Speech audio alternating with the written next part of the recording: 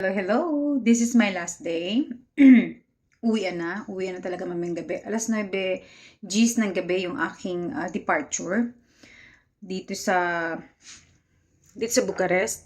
And then darating ako ng Istanbul mga around 11 something ng gabi.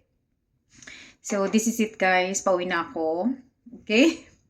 So kahapon nag-farewell party kami doon sa Balutesh, doon sa bahay ni Ate Barbie. Kasama yung mga friends ko doon, sila Che, si Joy, si Terry. Kasama ko din si Tunyang, si Evelyn, and then yung husband ni Ate Barbie, husband ni Joy, husband ni Terry, okay? So, yung may-ari talaga ng bahay na doon ay si Ate Barbie tsaka yung husband niya, okay? So, ngayon namang araw, dito na naman ako magsasay goodbye sa mga friendship ko dito sa neighborhood. Yung dalawa kong friends dyan na taga Jensen din. So, mamaya magsasay goodbye din ako sa kanila. So, isa ito sa mga mamimiss ko. Itong aking mga tsaba-ching-ching na mga pusa. Dalawa ito sila. So, yung isa natutulog siguro. Okay, come here. You say, come here. So, this is Busted, okay? Yung malambing na pusa, natutulog sa akin dati. Pero ngayon, bawal na. Kasi nga si Tunyang, yung papalit sa akin, may allergy sa pusa. Bye, Busted! So, nag-message na din yung amo kong lalaki. You know naman the story, di ba? Naghiwalay sila ng amo kong babae. So, nag-message na siya. Very heartfelt na message. So, nagpasalamat siya for being the second mom daw ng kanyang mga anak. Through good times and bad times, nagstay daw ako. So, grabe yung grateful grabe yung grateful niya. Okay? So, very soon, re-register na ako para sa aking e-travel. Ayoko na mag-antay sa Pilipinas kasi pwede naman daw doon. Kaso meron akong connecting flight from Manila to Jensen. So, ayokong maubos yung oras ko. Baka wala din akong internet, hindi ko alam pa na mag-connect, yung ganyan, something. So, dito, re-register na ako ng aking e-travel. So, tatlong requirements. Sa panahon ngayon, tatlong requirements na mga pauwi ng Pilipinas. Unang-una ay yung passport, valid passport, yung ticket, and then yung e-travel. So, wala nang COVID certificate, yung mga ganun, yung mga vaccine, wala na daw yun. Yung swab pala, wala na yun, hindi na required. So, tutulungan ko muna si Mary saglit dito sa bahay para hindi siya windang, okay? So, babalikan ko kayo later.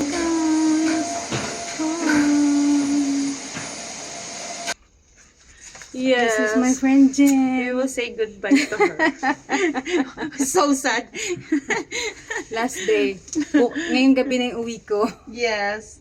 We will just celebrate a little farewell party. Yeah, later. Later. We'll just... Ba tayo nag-English? Cook din ako. Ay, may cook ka? Guys, may farewell party din kami dito. Video na inday ha. Huwag ka magpakit dyan. Taga Jensen sila pareho.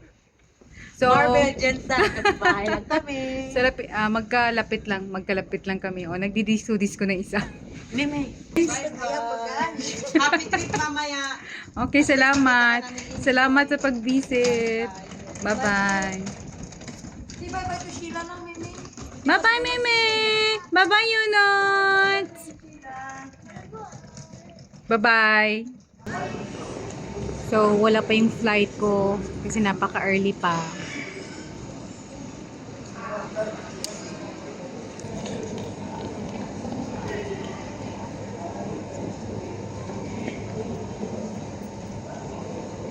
Na-drop in ko na yung aking luggage, yung check-in ko. So, papunta na ako ng gate 9 ako. So, yung mga pauwi guys, magdala kayo ng lei kasi may nabibili pa din naman ng mga pagkain dito sa loob ng airport kahit nasa gates ka na inlay. Hindi ako nagdala ng lei na kasi may nagkapagsabi na euro na daw yung babayad mo pag andito ka na sa loob. Pero pwede pang magbayad ng lei. So kung bakasyon lang yung plano nyo, Ano ba yung 9? Hinahanap ko yung 9. Kung magbabakasyon lang kayo guys, kahit magdala kayo ng maraming lei, okay? Pero pag pag yung pauwi na kayo for good na, kahit 20 lei pwede. Pwede kayo magdala ng 20 lei kasi merong sandwich doon na malaki na 11 lei lang yung halaga. Tapos may drinks na parang hindi nga umabot ng 10 lei, okay? So yung 20 lei nyo, meron na kayong pangkain. So ako hindi ako nagdala. Kaya nga muna ako until makarating ako ng Istanbul. So it's 7:05 na ng gabi. Wait lang. So yun na nga, it's 7:05 na ng gabi. So yung aking flight is 9:10 pa naman. So meron pa akong 2 hours. Okay, so hindi ako masyadong nagmamadali, guys.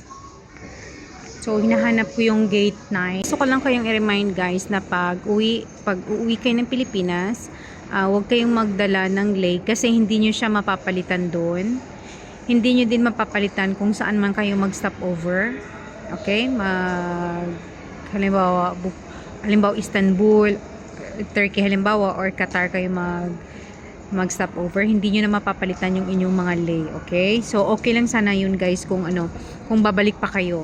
At least magagamit nyo. Pero pag nasa Pilipinas kayo, kung wala kayong extra money, tapos lei lang yung dala nyo lahat. So, hindi nyo din magagamit, di ba? So, halimbawa, kung pabalik pa kayo ng Romania, okay lang na makapagdala kayo ng lei. Kung meron kayong extra, okay? Yung no need nyo siyang papalitan. Pero guys, pag halimbawa uuwi na kayo ng Pilipinas for good, wag kayong magdadala ng lei, okay? So dapat hingin nyo sa employer ninyo na euro yung ibibigay sa inyo. Ako kasi lei ang binigay ni amo. So pinapasok ko na lang sa aking Revolut, and then pinasa ko dun sa bank account sa Pilipinas para yun na nga. So, wala akong dalang kapera-pera. Meron akong dalang pera dito. 2 lei. 2 lei mahigit yung pabaon ng aking alaga. Binigyan niya ako ng 1 lei nung last week na binigyan niya ako ng 1 lei. So, tinanggap ko naman at itatago ko na lang.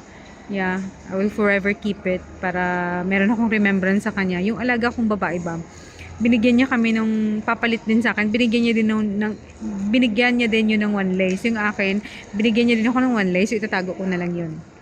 So magtatatanong ako dito kung paano ako makapag-connect sa internet. Kasi mahaba-haba pa yung aking flight. Parang nakakalungkot naman na walang internet, di ba? So let us see. Maybe 45 minutes. Mag-take off na yung plane. So, goodbye Romania na.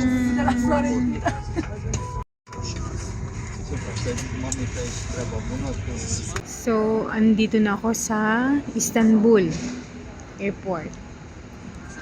So, hindi pa open yung gate ng para sa Manila. Okay? Yung information daw ay mamaya pa mga 12 midnight. So, antay-antay lang saglit. Guys, nakikita niyo yan. Manila. So, gate info mamaya pa mga 12:25.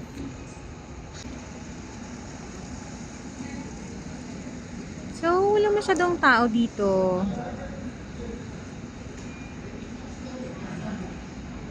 Dito ako sa gate 16, D16. So, waiting na. Istanbul, Manila. Waiting na lang. Siguro mga 1 oras na lang. 1 oras na ba? Mga more than 1 hour pa, guys.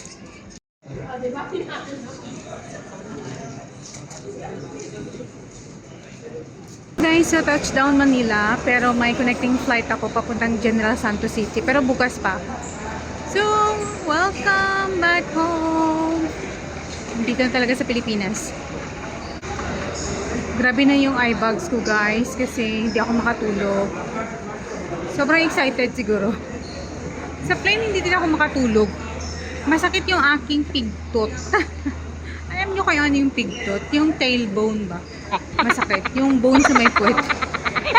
Ang tagal ba naman? More than 10 hours yung biyahe.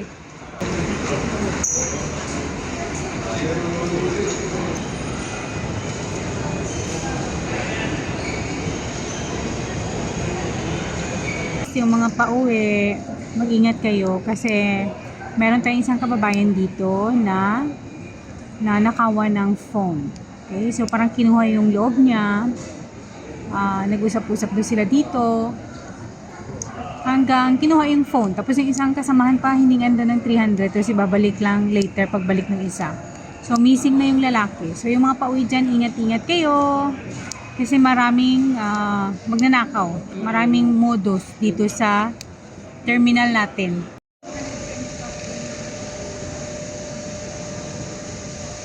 Nag-rebook ulit si Amo ng ticket.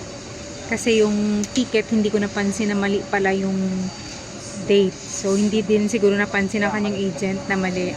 So, instead of March 20, 4 a.m. yung aking flight from Manila to Jensan, nung nag-check-in ako dito, nakita sa system ng ticket ko is March 19, 4 a.m. So, kanina pang madaling araw. So, dumating ako dito from Istanbul is 6 p.m. na, March 19. So, wala na, forfeited na yung ticket. So, nag-book siya ulit. So, dyan sa mga pauwi, huwag kayong kampante. Although si Amo yung nagbayad, no? Pero, nasasayang. Pag medyo syunga-syunga, okay? Hindi ko, late na kasi niya binigay sa akin yung aking ticket na from Manila to Jensan. So, late ko na, hindi ko na na-check. Kasi yung sinabi niya na, ang chinek ko lang kasi yung details ng aking flight, ang details ng kilo ng aking bagahe, yun yung sinigurado ko kasi. Kaya yung date, parang na-disregard ko ba? Na-disregard ko. Pati, ang oras ng palang tinanan ko, ang date na-disregard ko siya. So, yun. Dapat tingnan nyo ng maigi guys ang mga ticket ninyo para hindi kayo magkaroon ng aberya at hindi masayang yung pera. Yun. Pero si Amo naman kasi nagsabi sa akin na 20 yung dating mo sa Jensan ha. So, akala ko yung ticket ko okay na kasi sinabi niya sa akin na 20 ang dating ko ng Jensan. So, nung sinend niya sa akin yung ticket, hindi ko na na-check yung date. Yung time lang chinek ko, tsaka yung aking dalawang bagahe. Yun ang sinigurado ko, yung mga bagahe ko. Finally, andito na talaga ako sa loob. Nasa gate 119. So, in 2 hours. So, pag pumasok kayo ng boarding na area, merong libreng water, guys.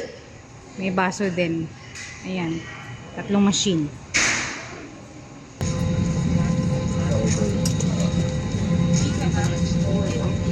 So, guys, touchdown, Jensan. Ayan na yung dalawa kong luggage. Yung akin na lang na hand carry.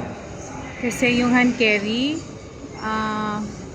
nag-ask nila kung pwede bang kung sino yung mag-volunteer na ilagay sa check-in yung mga hand carry. Kasi maliit yung space ng nung cabin ng eroplano.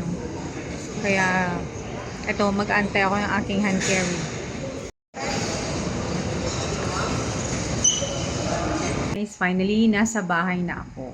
Okay? So yung buhok ko parang nag-dry kagad. Alam ko ba bakit? Siguro dahil sa alikabok. Sobrang init dito guys, lalo na dito sa area namin, sa Coronadal City. So, mga 1 hour, more than 1 hour travel from General Santos, okay? So, sobrang init, as in. Minsan nagpo 40 degrees Celsius daw. Nung nakaraan, 36 degrees Celsius. Kahapon, parang 36 din. So, medyo hindi siya ganong kainit. Pero, ang init kasi guys, from 10:30 a.m. hanggang mga or 11 a.m. hanggang mga 2 to 3 p.m. Diyan, super duper yung init. As in, super. Parang nasa ulo mo lang yung sun, yung ganun. So, ito na nga. Happy ako at the same time. Sad, yung ganun. Kasi, syempre, iniwan ko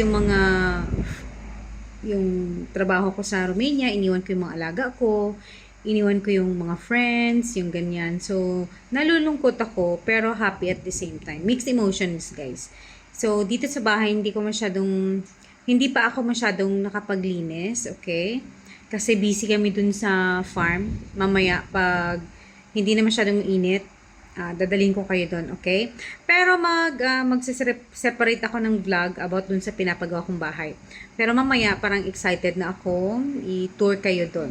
So, sa mga followers ko dyan, sa mga subscribers ko sa YouTube channel ko, lalong-lalo na yung mga nag-aabang ng mga videos ko about Romania, pwede nyo pa rin naman akong i-comment.